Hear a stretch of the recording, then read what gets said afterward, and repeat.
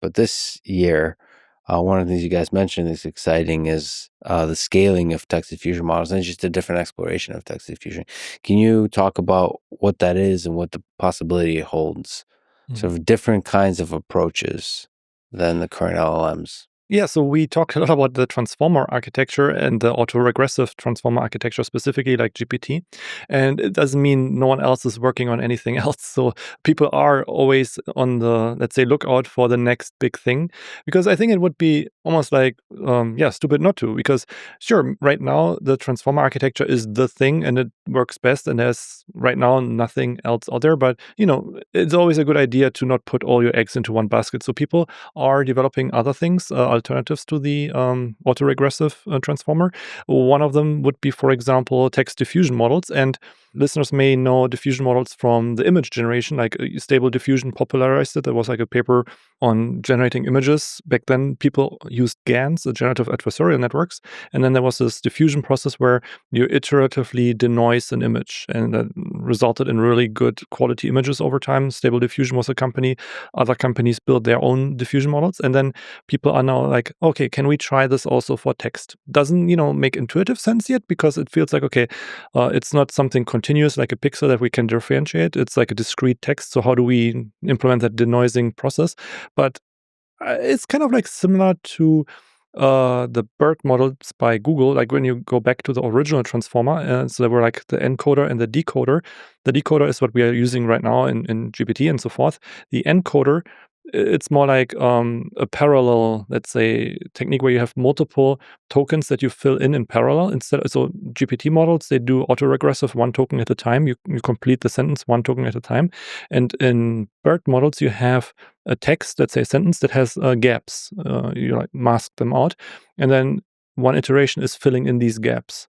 And text diffusion is kind of like that, where you are starting with, let's say, some random text, and then you are filling in the missing parts, or you're refining them iteratively, and you have multiple iterations.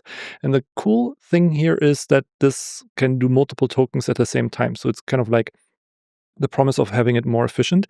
Now, the trade-off is, of course, well, how good is the quality? It might be faster.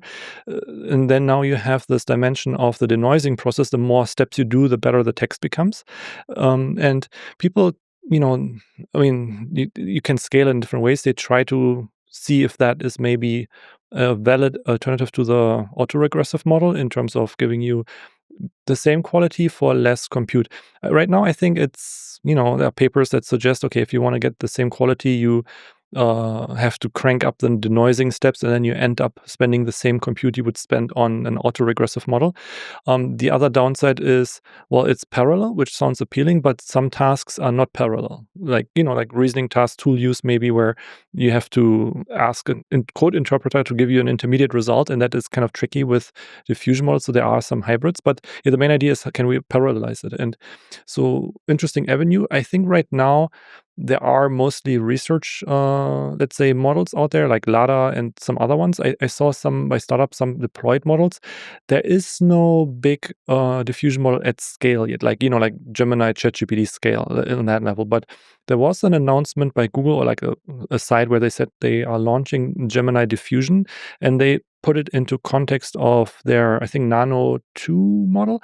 And then they said basically for the same quality on most benchmarks, we can generate things much faster.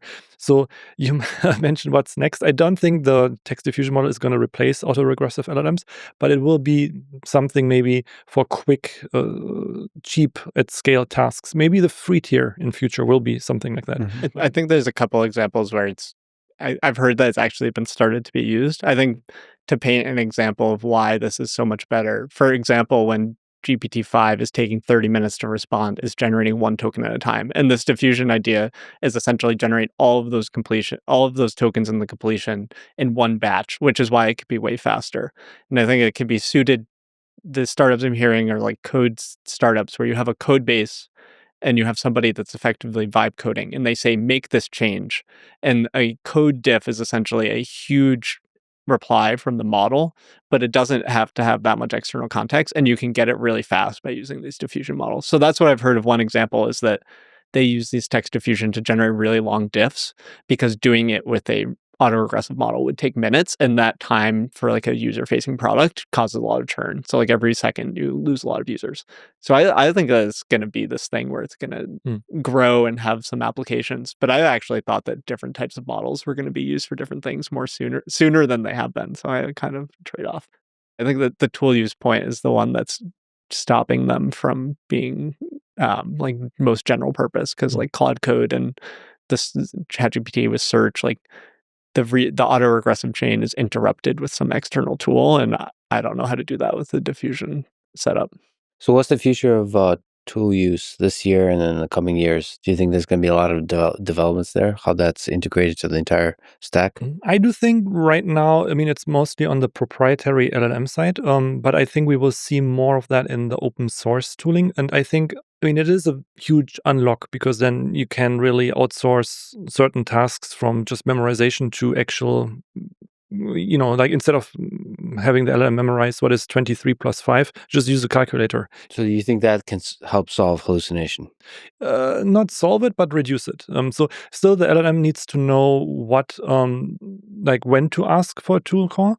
And the second one is, well, it doesn't mean the internet is always correct. You can do a web search, but let's say I asked who won the World Cup in, let's say, 1998. It still needs to find the right website and get the right information. So you can still go to the incorrect website and give me incorrect information. So I don't think it will fully solve that, but it is improving it in that sense. And so another cool paper earlier this year, I think it was December 31st, so it's not technically 2026, but close. So like the recursive language model. That's a cool idea to kind of take this even a bit further. So just to explain, so Nathan, you also mentioned earlier, it's harder to do cool research in academia because of the compute budget. If I recall correctly, they did everything with GPT-5, so they didn't even use local models. But the idea is, let's say you have a long context task, instead of having the LLM solve all of it in like one shot or even like in a chain, you break it down into subtasks. You have the LLM decide when, like, what is a good, let's say, subtask, and then recursively call an LLM to solve that. And I think something like that, also then adding tools, and each one, maybe you have like a huge Q&A task, so each one goes to the web and gathers information, and then you pull it at the end together and stitch it back together, like where I think there's going to be a lot of unlock using things like that, where you don't necessarily improve the LLM itself, you improve how the LLM is used and what the LLM can use.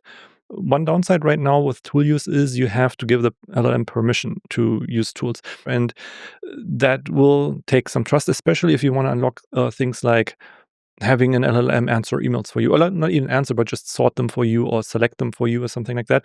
I don't know if I would today give an LLM access to my emails, right? I mean, this is like a huge risk. I think there's a cool one last point on the tool use thing. I think that you hinted at this, and we've both come at this in our own ways, is that the open versus closed models use tools in very different ways. Where open models, people go to Hugging Face and you download the model, and then the person's going to be like, oh, what tool do I want? And I don't know, Exa is my preferred search provider, but somebody else might care for a different search startup. Where you release a model, it needs to be useful for multiple tools for multiple use cases, which is really hard because you're making like a general reasoning engine model, which is actually what GPT-OSS is good for. But on the closed models, you're deeply integrating the specific tool into your experience. And I think that open models will struggle to replicate some of the things that I like to do with closed models, which will be like, I don't know, you can reference a mix of public and private information, and something that I keep trying every 3 to 6 months. I try like Codex on the web, which is just prompting a model to make an update to some GitHub repository that I have. And it's just like that sort of secure cloud environment is just so nice for just like send it off and do this thing and then come back to me. And these will probably help define some of the local open and closed niches. But I think initially, because there was such a rush to get this tool use working, that the open models were on the back foot, which is kind of inevitable. I think there's so many resources in these frontier labs, but will be fun when the open models solve this, because it's going to necessitate like a bit more flexible and potentially interesting model that might work with this recursive idea to like be an orchestrator and a tool use model. So hopefully the necessity drives some interesting innovation there.